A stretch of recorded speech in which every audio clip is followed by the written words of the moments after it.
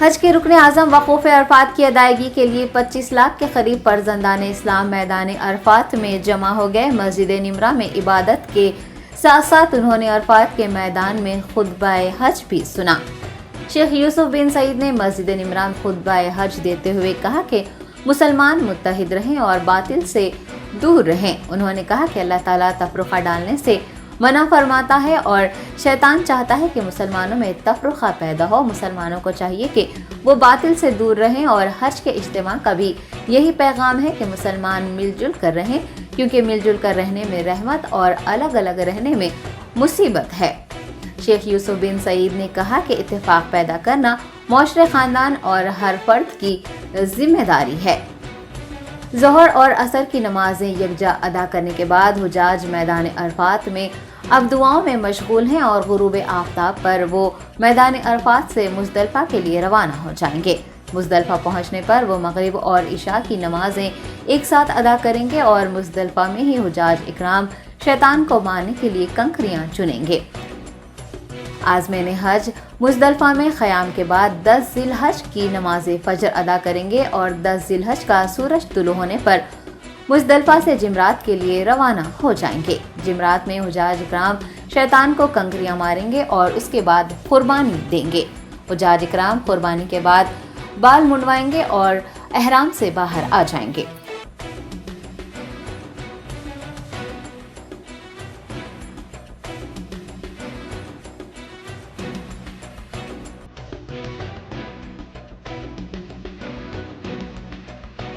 قال النبي صلى الله عليه وسلم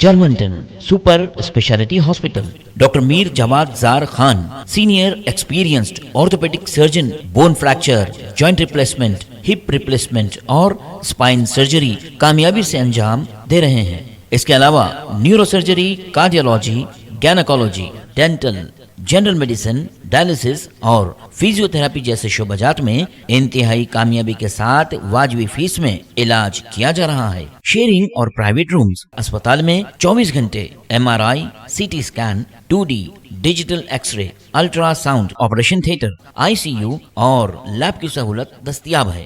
آپ کی امیدوں کے عین مطابق Germanten super speciality hospital, pillar number 150، عطا پور، حیدرآباد۔